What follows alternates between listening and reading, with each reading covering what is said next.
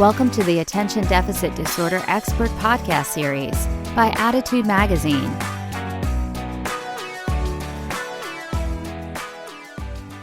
Hello, everyone, and we're glad you can attend Attitude's weekly ADHD Experts webinar. We hope that everyone is staying safe and staying well. Just some housekeeping before we get started. If you've listened to one of our webinars before, you know we offer attendees a certificate of attendance. When the webinar ends, a post-event survey will pop up. It will list 3 questions about the quality of the webinar, followed by 3 questions titled Required for Certificate. If you would like a certificate of attendance emailed to you, you should answer those 3 questions. If you don't want a certificate, well, obviously don't bother answering them. Just another thing, there have been some sound problems in the broadcasts in weeks prior, but we've been able to successfully edit out any sound glitches in the replays, just in case we run into that, so you know. So today we're addressing how to find some positivity in this incredibly unsettling time while moderating worry, overwhelm, and anxiety. We conducted an attitude survey of our community during the last couple of weeks. We asked which emotions people are feeling. Leading the list was worry and anxiety, of course, and feeling overwhelmed and exhausted, followed by feeling sad or depressed and feeling lonely. Some respondents, believe it or not, felt calm acceptance or relief at the lack of daily stress. Chief concerns among adults with ADHD were managing their emotional state, managing unstructured time, and managing medication, especially for those with comorbid conditions like anxiety or depression. The top 3 concerns for parent raising a child with ADHD were managing a child's remote learning, no surprise there, managing screen time at home, and keeping a child on a reasonable schedule, mornings, evenings, school time, etc. Thankfully, we have Dr. Ned Hallowell here to help us with these challenges. Most of us are very familiar with Dr. Hallowell. Either we have read his books, listened to his podcast, very popular podcast, Distraction, or one of his many talks about ADHD online or in person. He is the author of the New York Times bestseller, Driven to Distraction, which so many people have credited with helping them understand, for the first time in their lives, what ADHD is and how it affects their lives. He is also author of, I believe, 19 other books and has 5 Hallowell treatment centers across the country. His new book, ADHD 2.0, should be out in early 2021, so please be on the lookout for that. So you can ask questions of Dr. Hallowell during his presentation, and we will try to get as many of them as we can after he finishes. If you want to download the slides of this webinar, click the drop-down menu labeled Event Resources on the bottom left of your screen. If you do not see the Event Resources tab, you need to refresh the page. So thanks for being here, Dr. Hallowell, and we're anxious to hear what you have to say. Well, thanks so much, Wayne, for having me. And as always, thank the whole team at Attitude, really the best magazine, not only in the field, but I think it's a model of its kind. It really sits in my waiting room. And when I had people in my waiting room before we went virtual, it would disappear all the time because people would take it. The articles are chock full of practical, useful, validated information. You have the best people in the field writing, and you do a spectacular job of editing it along with your wonderful team. So I'm always grateful for the tremendous work that Attitude does. And I've been to your office. It's not plush, it's not posh, but boy, oh boy, a lot of good work gets done there. So I know it's empty now because it's in Manhattan. Let's hope and pray you're populated again soon. So anyway, the new world, just to give I plucked this quote out of the New York Times just a couple of days ago. Michael Grossbard, chief of hematology at New York University's Langone Hospital, told me, "Our practice of medicine has changed more in 1 week than in my previous 28 years combined." And I think that's, from a doctor's standpoint, a pretty dramatic account, of how this pandemic, just has turned certainly the medical world on its head. I have a patient actually who's a doctor in a pediatric intensive care unit in New York City, and he told me he's 100% certain that he will become infected, and he wishes it would happen soon so he can get over it and go on working. These are heroes out there, and we toss the word around hero, but he said to me, "Don't think I'm a hero. I'm not falling on any hand grenade. I'm just doing my job, and I'd feel bad if I didn't." He's saying I'm taking all the precautions, and this is what you do if you become a doctor or a nurse or a EMT or whatever. We have people out there truly on the front lines in a different kind of war, a war against an invisible, lethal, deadly enemy. And it has changed our world. There's no doubt about it. We're sheltering in place. We're wearing masks and gloves. We're washing hands more than your average person with OCD washes hands. It's a different world. And what I'd like to do is give you some perspective on how not to go cuckoo, and not to just be so stressed out that you don't know what to do. So could I have the next slide, please? As I said, lives are being lost, jobs are on the line, marriage and families in conflict, disease and distress rampant, uncertainty rules, and uncertainty is hard to live with, particularly when you see the cost being so dramatic and dire, and we read about it, see about it all the time. It's like we're living in a reality TV show, only it's not a TV show, it's our lives, and people dying, and it's not just the death, but the jobs. Incredibly difficult. I mean, lots of people out of work or furloughed or afraid they will be out of work or they will be furloughed. And furlough means, you don't know if you're going to get your job back or not. Very stressful. And then you have to just stay indoors and it's a setup. It's a petri dish for family conflict, marital disputes. You want to blame somebody. It's human nature. When we're stressed, we want to blame. And it's very hard to accept uncertainty. It's much easier to find a villain and blame that villain. So it's a real perfect storm for all kinds of emotional distress. Can we have the next slide, please? Now the not the Dow Jones average, but the Dow Doom average is skyrocketing. Dow Doom is distress, overwhelm, and worry. Distress, overwhelm, and worry. And as Wayne said in the poll they took of the readers, these were the overriding concerns. Our doom, Dow Doom quotient, if you will, is rising all the time. And as that rises, we become more and more susceptible to disease, to making bad decisions, to substance use, to violent behavior, you name it. As the distress, overwhelm, and worry goes up, we are in worse and worse shape. Let's have the next slide, please. And there's a temptation to fall back on simple aphorisms, that famous song, "Don't worry, be happy." Well, that just sounds ridiculous now. It sounds absurd.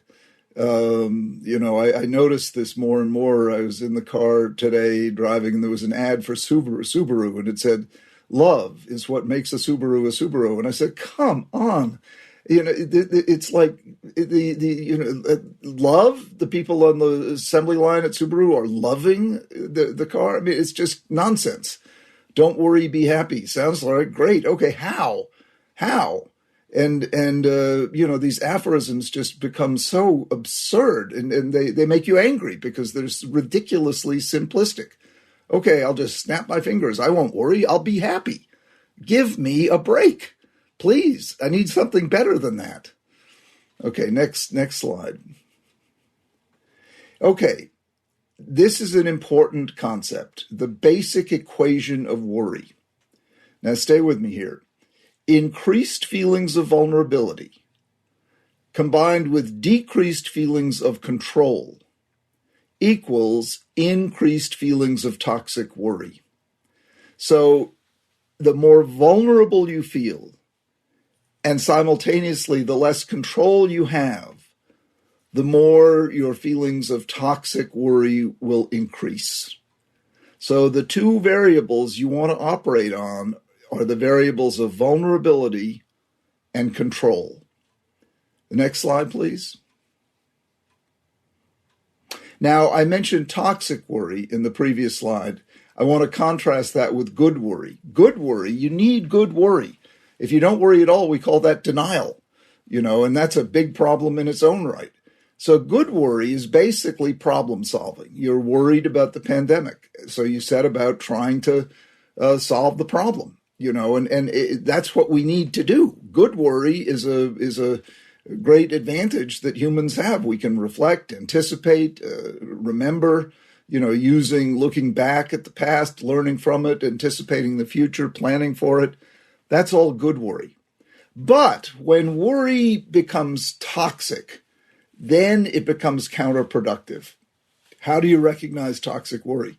Usually you're alone when you're doing it, and you become immobilized. It freezes you up, far from problem solving. You're feeling, don't worry, I don't have the virus.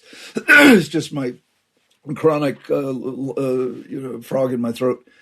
You become paralyzed, immobilized, you globalize, you catastrophize, the end of the world is nigh, and it can happen in seconds. You can just go into a complete downward spiral and feel totally overwhelmed, completely at a loss, and you have yourself and your family and your town and your business succumbing in a matter of minutes. And it is what the imagination does when it turns upon itself and creates terrors out of reality.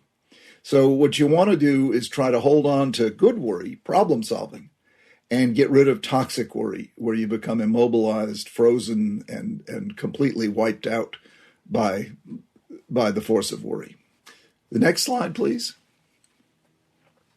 So what you need is a plan to decrease feelings of vulnerability and increase feelings of control. Try to hold on to that, because this really works. So whatever you can do to decrease feelings of vulnerability and increase feelings of control. So on the first one, decrease feelings of vulnerability. Think to yourself, what are the pockets of security you can depend upon? We're all feeling vulnerable to the virus, to job loss, to economic problems. What are the things you can depend on? What are the pockets of security that you've got? What's still in your cupboard? Is it a relationship? Is it a retirement fund? Is it various material assets you've got? Is it faith in God or some other kind of spiritual connection? What are the pockets of security that you can depend on? The sense of, well, they can't take that away from me. In my own case, it's my love for my wife and our 3 children.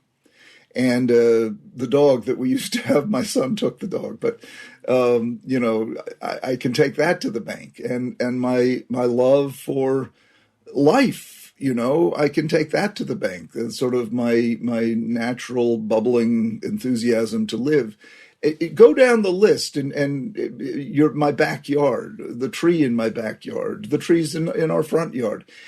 As you start compiling this list of pockets of security, you're amazed how long it can become. What are you grateful for?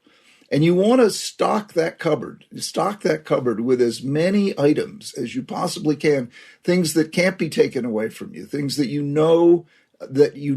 feel secure in, that are you can store up your cupboard with stuff that you love, you care about, that sustains you, and is not going to be removed by this crisis. And take stock of that cupboard and look at it. I am in touch with my kids. Two of them are in New York City, and of course I'm worried about them, but we speak on the phone every day. You want to keep physical distance, but not social distance. And then what can you do to increase feelings of control? What can you do to increase feelings of control? And if we get to the next slide, I'll say more about that. Oh, and let me just say, why do I say feelings of? Instead of vulnerability, I say feelings of vulnerability. And instead of control, I say feelings of control. Because it's your perception that makes the difference. The external reality is almost irrelevant. It's how you feel about it, how you feel about it, how you feel about the pandemic, how you feel about potential job loss, how you feel about your grandmother in a nursing home, how you feel about what you name it. But it's how you perceive it and what happens to it in your imagination that turns it into something terrible or something that you can work with. The same thing with feelings of control, feelings of.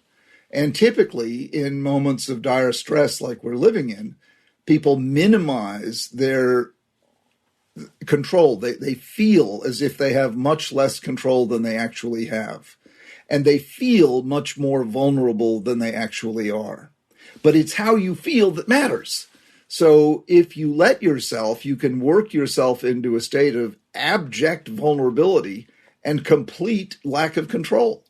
And that's a mistake your imagination makes. It's a mistake your perception makes. Your imagination is playing a trick on you. You're forgetting about all the controls you do have. You're forgetting about those pockets of security that you can put in your cupboard that I just mentioned. You're forgetting about your assets. You're forgetting about your strengths. You're forgetting about what you've got going for you. You're forgetting about the people who are looking out for us in many and different ways. You're forgetting all that, and you're just drilling down on the most terrifying elements. Well, that's a trick your imagination plays on you, and it's defensive because your imagination doesn't want you to be caught unprepared. But you can go way too far in that direction and way exaggerate how vulnerable you are and way exaggerate how little control you have. So the next slide, please. Okay, a 3-step plan. This plan I have been working on developing for my entire career, and it really is solid. It really does work. These 3 steps put Prozac out of business. Believe me, if you follow these 3 steps. And I worked them up. Why did I work them up? Because I'm a big worrier myself. So I needed something that I could use in my life, and then I could recommend to my patients, friends, and family. And these 3 steps, honest to gosh, they've stood the test of time as I've recommended them, and I'll go through them one at a time. Number 1 is the most powerful force in life for pretty much everything that's good. It's the force of connection. At its most distilled, we call it love. And then as it pans out, I call it connection. So the force of positive affiliation, of positive connection. I call it vitamin C, the other vitamin C. And it's more important than ascorbic acid. If you don't get enough of that vitamin C, vitamin connect, you just don't feel right. You feel unmotivated. You feel lethargic. You feel kind of empty. Like, what's life all about? Well, life is all about deeply held, cherished connections. So you want to stoke those, particularly now. Stoke those. Stay in touch with the people you love. Reach out. You can do it remotely. You don't have to go outside, but reach out, connect, walk through the neighborhood, with the mask and all that. But and then call people you haven't talked to in a long time. Take this opportunity to forgive someone maybe you've been feuding with. Stoke up, replenish, refurbish, renovate your inventory of connection, and just think of how vast it is: connection to friends, family, places, memories, connection to clubs and teams and organizations. My favorite, of course, is a dog. I always talk about dogs. They're the greatest connectors in the world. It's for no accident that God spelled backwards as dog. And, while we mentioned God, I happen to believe in God, but then, and people will say, how can you believe in God? I say, well, you believe in love, don't you? And everyone says, yeah. I say, well, God is love. So if you believe in love, you believe in God. It's just another word for, so where you find love, you find God. And so the more you can bring that connection to whatever it might be, loving connections, the stronger, the better, the less vulnerable, the more in control you will feel. Vitamin Connect. And my motto that goes with it: never worry alone. Never worry alone. It is when we worry alone that we catastrophize, globalize.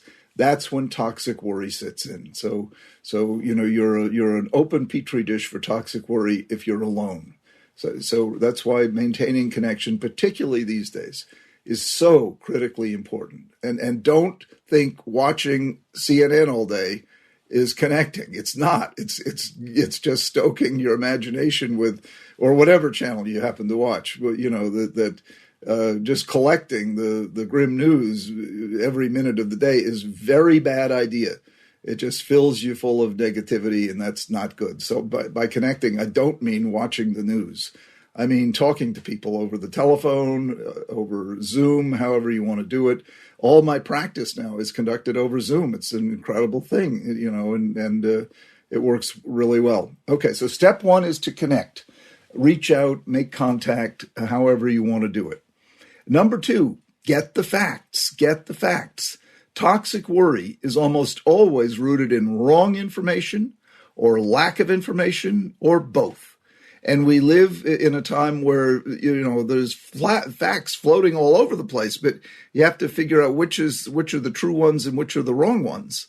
And then, try to get the information you need. And again, you can't ever nail it down completely, but get enough of the facts that you're on solid ground, instead of believing every rumor, believing all the hearsay, believing the hype, believing the one side attacking the other side, and next thing you know, you're just in a mishmash of anger and distortion.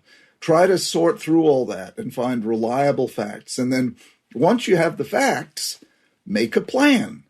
Making a plan is what life is all about. We keep making plans until our final plan fails and we die. So we don't have that one. We don't have that one beat as of yet. But life is about making plans and then revising them. Why is having a plan so important? Because remember those two variables: vulnerability and control. When you have a plan, whether it works or not, when you have a plan, you feel less vulnerable and more in control. When you have a plan for how to apply for a mortgage for your house, or now how to get groceries without their being contaminated, or how to take care of your grandmother in the nursing home. When you have a plan, you will feel more in control and less vulnerable. And then when it doesn't work perfectly, as plans inevitably do not work perfectly, you revise it. You go back to step one, never worry alone. You talk to an expert, you talk to a friend, you get on the line, you get a few more facts, you get some new ideas. So this is how you can apply for that loan. This is how you can apply for unemployment. And this is the new wrinkle. You get some more facts, and then you make another plan. The worst thing you can do is to sit cowering in a corner, just waiting for the next bad news to hit. I have a patient who used to say to me, I wake up every morning wondering what bad thing will happen today. And I would kid with him about it because he was a wonderful man. But, I said, I've failed you. I don't want you waking up that way. I mean, and we would bat that back and forth as to whether I was going to be able to turn him. And I think he did. I don't think he wants to admit it, though. Anyway, when you have a plan, you're in a much better position to make progress, and once again to come out of the a hyper vulnerable state, and also take as much control as you can, knowing that no one ever has total control, but you want to do everything you can to give you and your team, your family, whatever, enough control to be at your best and be most effective. Those 3 steps: connect, never worry alone, get the facts, make a plan, and you do that over and over again, and that's called living a successful life, and certainly minimizing the impact of toxic worry. Next slide. This is just a catalog of connection. I love connection so much, just in case you wondered, what do I connect to? And of course, you see what I put number 1, a dog. You can have a cat if you must, but a dog is, they're top of my list. Then family and the past, take a walk down memory lane. This is a great time to do that. Remember the people you've loved. Remember the people you've lost. Remember the childhood. Remember the lake in the woods. Remember the mountain you climbed. Remember the birthday parties. Remember the first girl or boy you kissed. Remember, whatever pops out of your memory. Your connection to beauty, to art, to the beauty of nature, the beauty wherever you see it, and how wonderfully empowering connection to beauty is. Your favorite food. Tonight, my wife is going to make beef stroganoff, and that is one of my favorite meals. I've been looking forward to it ever since this morning when she told me she was going to make it. Your favorite TV show. We're really into TV these days. Sue and I, my wife and I, are watching so much TV. Now, some people might think that's not very high class. Well, we love it. We love TV. And crime dramas, romantic comedies, anything. Don't feel bad about watching a lot of TV. It does not have to be Shakespeare to be really fun and useful. And movies, of course. Can't go to the movies right now, but someday we'll be able to go back to them. Your favorite place to relax. For me, that's bed. I love our bed. It's a huge king-size bed, and I love to lie on that bed and watch TV. That's pretty much my safe place. I talked about pockets of security. Well, that bed for me, and the word that I always use is cozy. It's so cozy. Find cozy places these days. Find the cozy place. For me, it's our bed. For maybe you, it's your easy chair in your living room, or maybe it's a place in your den, whatever. A place to relax. Neighbors, again, you don't have to distance yourself emotionally from your neighbors. You can stay in touch. When Sue and I go out for walks every day now, we encounter our neighbors at a safe distance, of course. But it's good to know we're all in it together. A bar, a lounge, no good anymore, but a place to escape. Those, we all need those places, like Cheers, where you go, they know your name. Groups, teams, clubs, organizations, favorite activities, connection to music.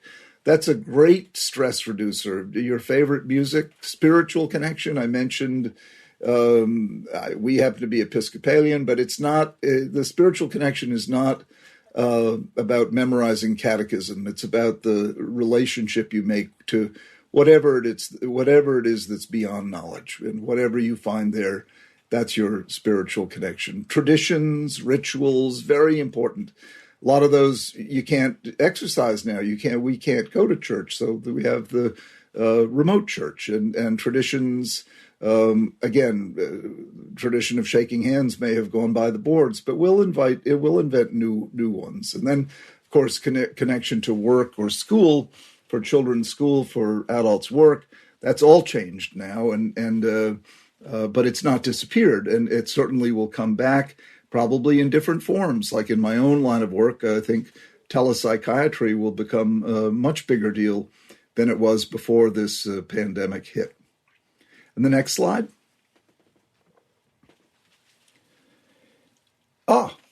We've come to the end of the slides. You put your questions in there. Let me just wrap up by saying that developing sort of a repertoire of feeling comfort and offering comfort, giving and receiving comfort, realistic, not don't worry, be happy, nonsense comfort, but realistic comfort. I'm there for you. We're in this together. Have a Zoom cocktail party, or have a Zoom group session discussion group, or have there are ways of coming together, offering one another comfort, humor, laughter. It's okay to laugh these days. Don't dwell too much on the pandemic, but at the same time, don't deny it, and go through those 3 steps, connect, get the facts, make a plan. And always remind yourself that you probably are exaggerating how vulnerable you feel, and you're probably underestimating how much control you have. So go to that cupboard of pockets of security. Go to what you can rely on: a friendship, a relationship, a pastime, a food. I'm going to rely on the beef stroganoff I'm going to eat tonight. That will give me comfort. That will give me a few moments of comfort, and I will relish that, and I will depend upon that, and they can't take that away from me. And so, whatever your pockets of comfort and coziness, wherever you can find them and create them, and then share them, and realize, yes, we are, as I said at the very beginning of this webinar, we are in a dramatically changed world where it's just bursting with suffering. But at the same time, we do have tools, we do have ways of making good, we do have ways of climbing out of this, and we absolutely will. And one of the ways we will is by reminding each other that we will, because one day one of us feels down and cynical and hopeless, but the other guy comes along and says, come on, we can do it. And that's how you do it. You do it person by person, hand over hand, climbing up out of the well that we've fallen down into, and keeping your eyes on the sun up above and not the darkness down below. It is absolutely what we will do.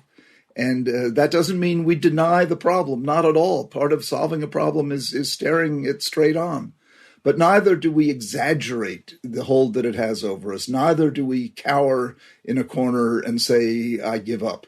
And the best way not to give up, again, is to take strength from others, to take strength from your belief system, to take strength from others, to take strength from your memories of times you've overcome stuff in the past, and then to share, to teach, to share, to lead, to come together in a big force field of problem-solving, loving energy. That's what we all can beam out to one another, and honest to goodness, I promise you, that's what will lead us to the positive solution that does await us.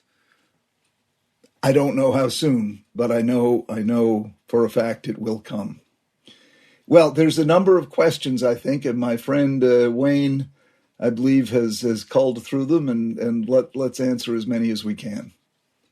Okay.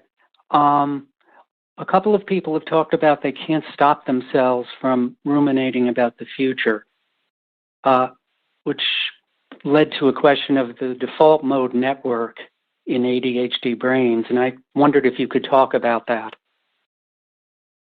Oh, Wayne, you know very well I can talk about that. It's one of my favorite new topics, and this is straight out of neuroscience, straight out of functional MRI. But it turns out that when your imagination is not engaged in doing something constructive, when it's engaged in doing something constructive, what lights up are clumps of neurons in aggregate called the task positive network, the TPN. The task positive network, that's when you're problem solving. That's when you're in good worry. That's when you're in creative mode. That's when, for an ADD person, you're at your best when you're in the task positive network. But then whenever what you were doing is over, when you've finished and you have downtime, the brain does not go quiet. It does not go silent. Instead, what lights up is called the default mode network, the DMN, which I call the demon. It sounds like DMN, demon, but it is, when it's active, it's your imagination, it's your greatest ally. But when it's not engaged in a positive, constructive task, it becomes your worst enemy. This demon just tends to unleash a stream of negative, ruminative, brooding, bleak, black, dire, life is awful, I'm awful, everything's going to pot, everything's going to hell, nothing's going to work out, we're living through the final plague, this is the punishment for all our sins, and blah, blah, blah, blah, blah. Your imagination. See, it's coming from your imagination. You are creating it. Don't mistake it for truth. You are creating it, the demon, and it's absolutely transfixing. See, contentment is too bland. You don't say she was riveted in contentment, but you do say she was riveted in fear, despair, rumination, negative images of all kinds of bleakness and blackness. So what do you do about it? The answer is so simple, but it's very hard to do. The answer is don't feed the demon. And what are you feeding it with? Your attention. Don't give it your attention. You have to do something else, anything else, but do something to engage the task positive network, the TPN. So fry an egg, or one of my favorites is just focus on your breathing, but you've got to do it in a very deliberate way. It's got to be a complicated, breathing pattern in order to engage your imagination. So make it like 3 beats in, hold 4 beats, 5 beats out, hold 3 beats, then change it up, 5 beats in, hold 2 beats, and you'll get yourself focusing on the changing breathing pattern, and that will shut off the DMN. You see? It's hard to do because the DMN is so seductive. That negativity, those fantasies of doom and gloom and misery and perdition are absolutely seductive, engrossing, and captivating. But you have the power to turn them off by doing something. And you got to do something. Like I say, fry an egg, focus on your breathing, write an email, turn on the TV, but it's got to be a compelling show. And get out of the habit of feeding the demon. It is common among highly creative people with ADD, highly imaginative people. It's when their greatest asset, their imagination, becomes their worst enemy, the default mode network gone haywire. And my gosh, it's not amenable to medication. It's not amenable to standard forms of therapy, but it is amenable to the simplest intervention, namely do something else that engages your brain, your imagination enough to shut off the DMN, activate the TPN, the task positive network, to shut down the DMN, the default mode network. Great answer. Illuminating for me. Several people have talked about feelings of guilt. They've had some downtime. They're not able to go out, occupy their time with restaurants or movies or this and that. And the guilt is, leading to some negative thoughts. Guilt for not, this one woman says, guilt for not doing enough for my daughter with ADHD, guilt for being a bad wife, guilt for not accomplishing enough in a day, because I don't have any energy right now because of the coronavirus and my worries. So feelings of guilt, how does one deal with those in these tough times? Well, again, we need to cut ourselves some slack. We need to be kind to ourselves. Now you can set that in motion by getting permission from someone you love to tell you that, because sometimes it's hard to tell yourself that. But get your spouse or whoever you talk to commiserate with you and say, we just can't do as much. I feel spent. I feel worn out. And there is something fatiguing about this shelter at home. My wife and I both feel it. We're tired.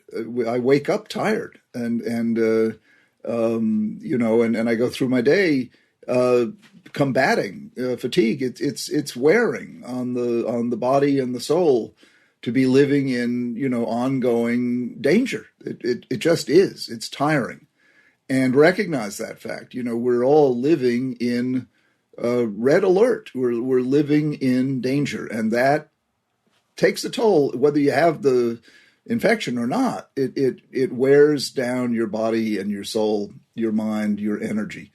So cut yourself some slack. And then the content of your guilty thoughts, that's the DMN. That's the default mode network. That's your imagination attacking you.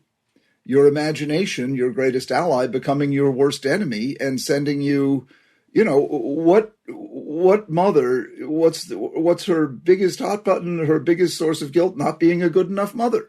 So, of course, your default mode network throws that one at you.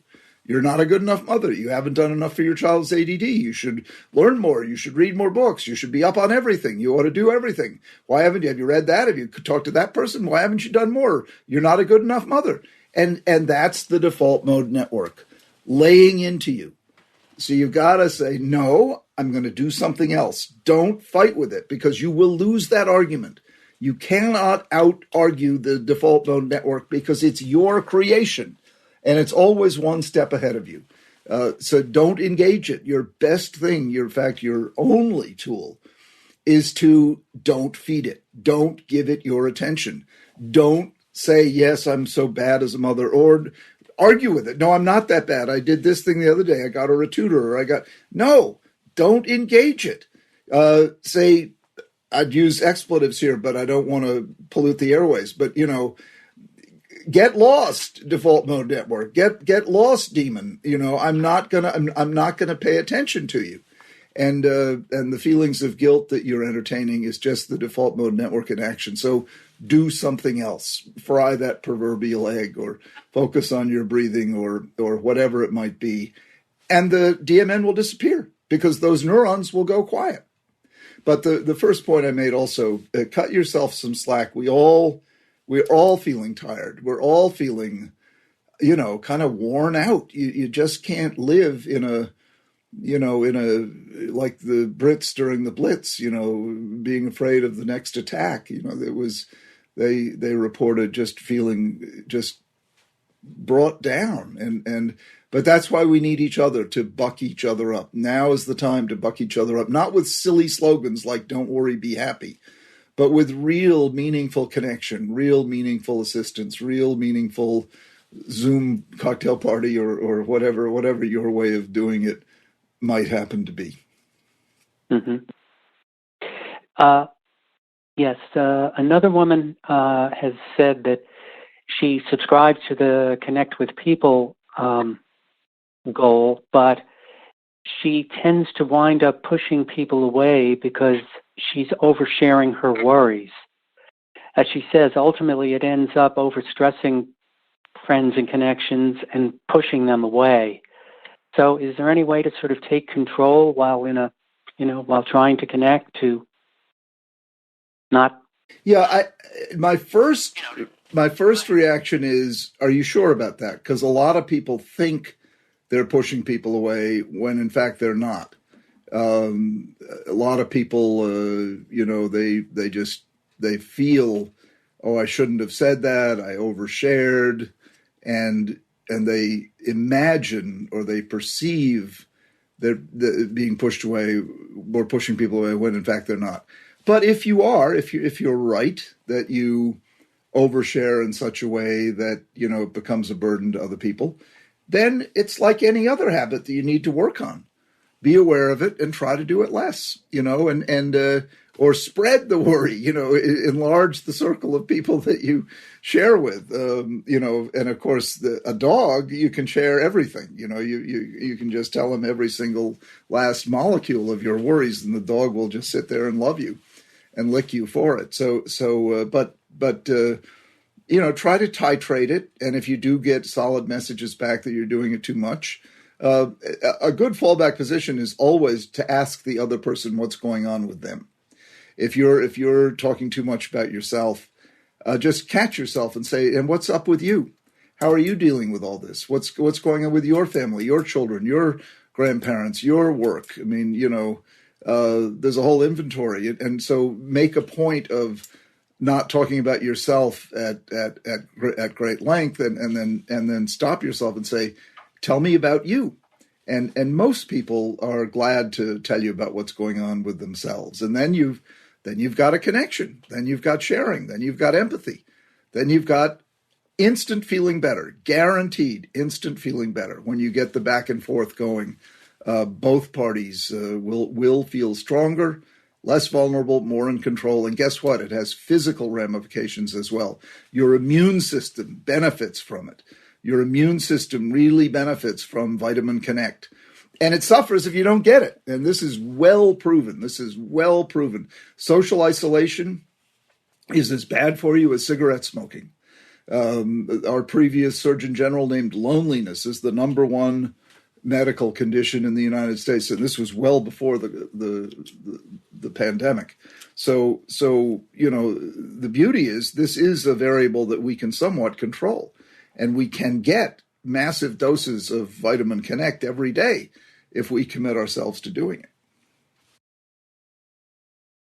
One mom is concerned about she wants to get her children to open up and talk about their thoughts and concerns and fears, but they're isolating in their rooms and learning remotely, and they're in another room doing that, and they're not sharing their thoughts. So this sort of is a spin-off of Vitamin Connect, except with your own family. How do you engage them?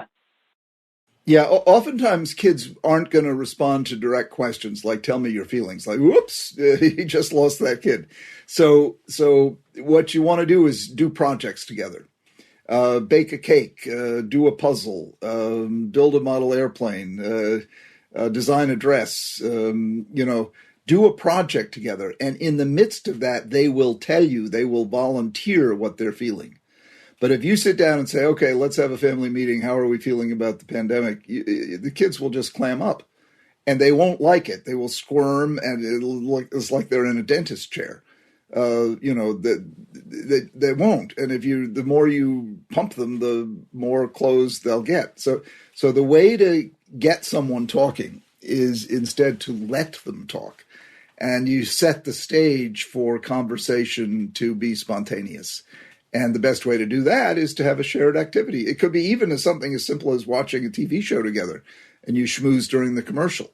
So it doesn't have to be something like baking a cake or designing a dress. It can be something completely simple, like watching a show together, or eating dinner together. Food is another great connector, but don't the direct question method is usually, unless it's a very unusual kid, going to be met with silence and pushback and a desire not to sit down with you again, but you can get them into a place they will spontaneously want to share by sharing an activity with them. That's good advice. I like the TV, making it a little less direct, watching the show together that you like. It's funny how things come out during those times. Yes. Several people very concerned about acute anxiety. And one has asked, are breathing exercises the best way to go? A lot of people feeling some very strong anxiety. So I wanted to know, what are your thoughts about that? Well, anxiety, is a natural and ubiquitous part of life. And as I said before, signal anxiety is your warning system. So it's your body's way of telling you danger may be near. The problem is the signal may be a false signal. It's like the car alarm that goes off when no one is near the car. And that's what I call toxic worry or bad anxiety. And there are a lot of ways of dealing with it. My favorite, of course, is never worry alone. My favorite is connecting with a person, with a dog, with a piece of music. We went down that list of positive ways to connect. That's my favorite one. Absolutely, breathing exercises can help. Physical exercise of any kind can help. And physical exercise is prophylactic. It's preventative. And you don't have to go to a gym. My wife every day is exercising, does a whole routine. I don't, because I'm a lazy guy, but she does. And she does her whole gym routine in our living room.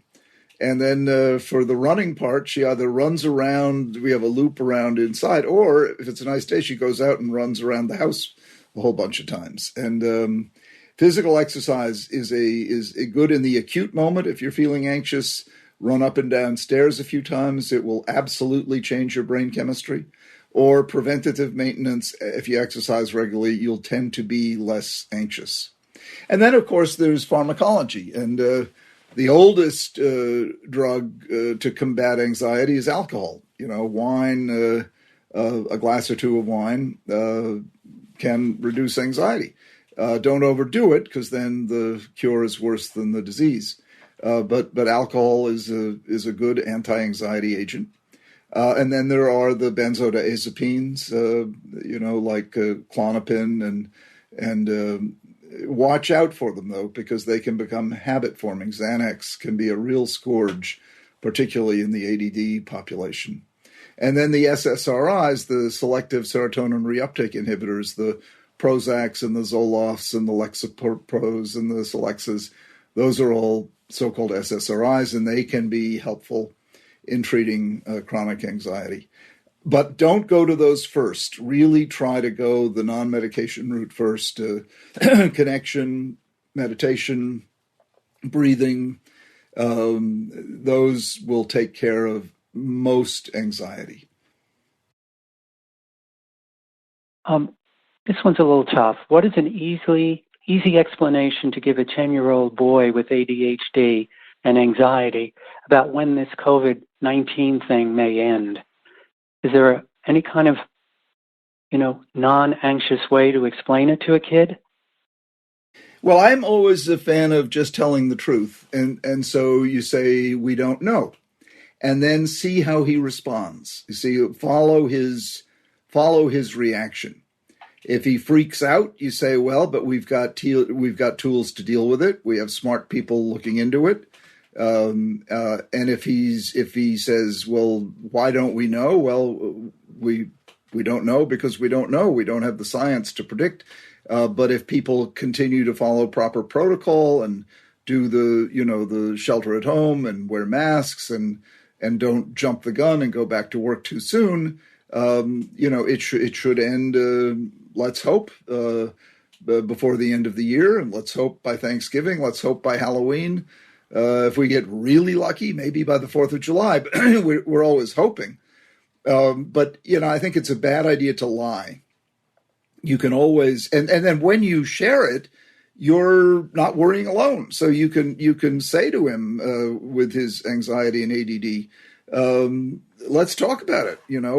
What's it like living in danger? And then you begin to say, well, what defenses do you have? What can you rely on? Well, you can rely on mom and dad. You can rely on the fire department. You can rely on the hospital and the doctors. You can rely on people looking really hard for a vaccine and treatments, and new ideas are coming up all the time. So it's not like it's bleak. It's not like we're powerless. But no, we don't have the definitive solution as yet. But remember, we've lived forever with another unsolvable problem that is attached to uncertainty, namely death. We managed to live with the fact we're all going to die without going cuckoo every day with anxiety, and so there is an adaptive nature to compartmentalizing problems, and we all kind of put death in a special place and don't dwell on it too much, and when we do, we all have our various answers to it. But this particular question of how to tell someone when the pandemic will end, I think you begin with the truth, which is we don't know, and then see where that leads you. And together you can cobble together probably a pretty satisfying solution that both of you can live with. A lot of questions about because spouses are at home together, which is sort of a new normal for a lot of them because people are out working and shopping. They're not together quite as much. Several spouses have talked about strong emotions, emotional intensity with ADHD, and one is finding that her husband is, subject to sort of fits of anger about small things that she hadn't really seen before. So I was wondering, the whole idea of ADHD filtered through this COVID, strong emotions in ADD filtered through the COVID-19 lens. I mean, any suggestions about trying to keep your emotions somewhat stabilized? Yeah, it's a good time to sort of learn about each other in these more intimate and stressful quarters. And my analogy for ADD is that you've got a Ferrari engine for a brain with bicycle brakes. And, so you have this passion, this drive, this imagination, this powerful, powerful brain.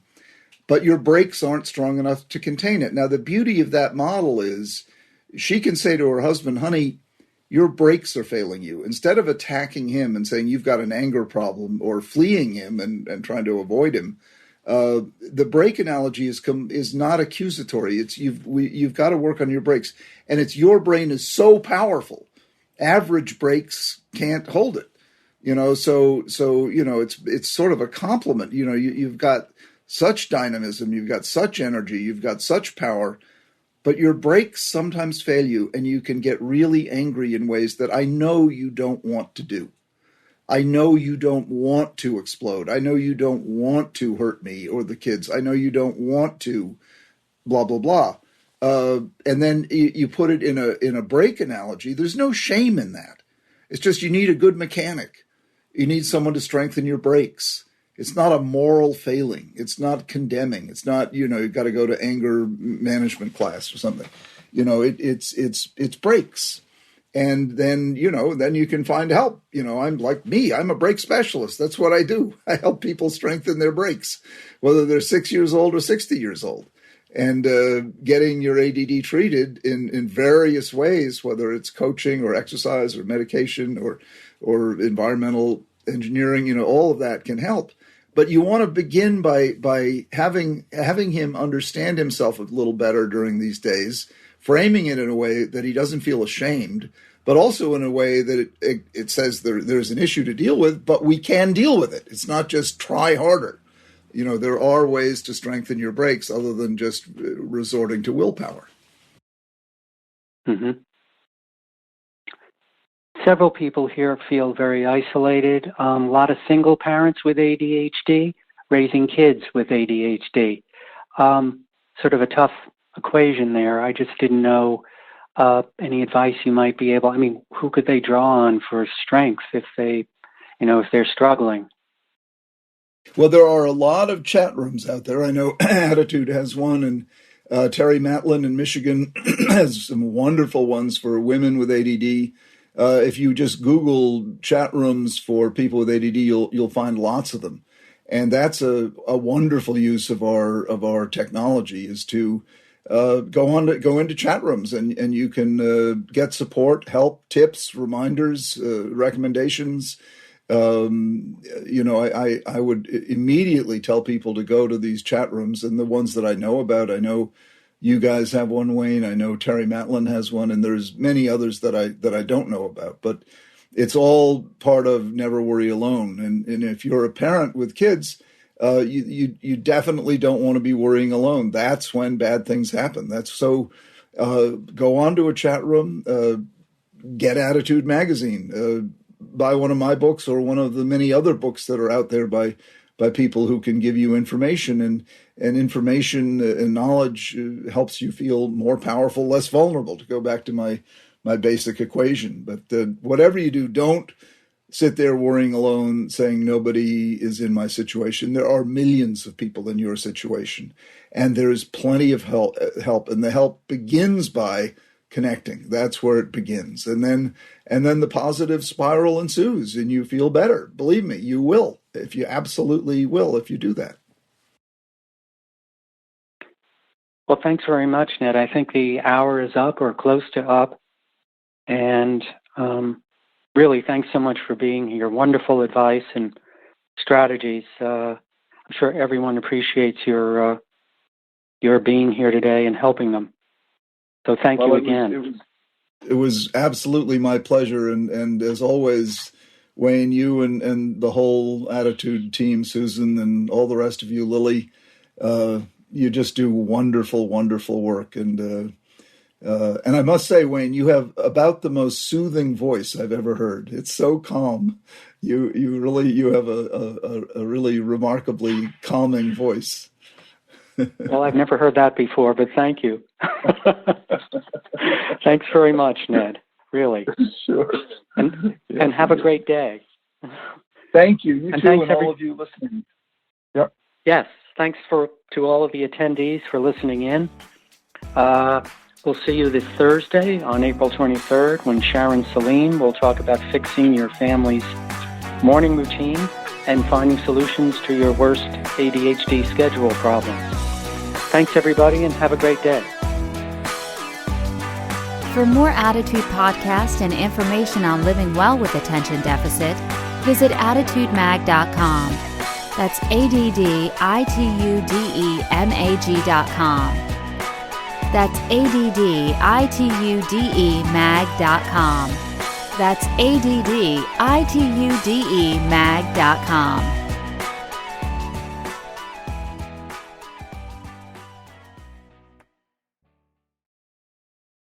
Ever tried reading while jogging, cooking, or even juggling flaming torches? Yeah, it doesn't end well. But with audiobooks.com, you can conquer books without the circus act. Dive into over 450,000 titles, including more than 10,000 free ones.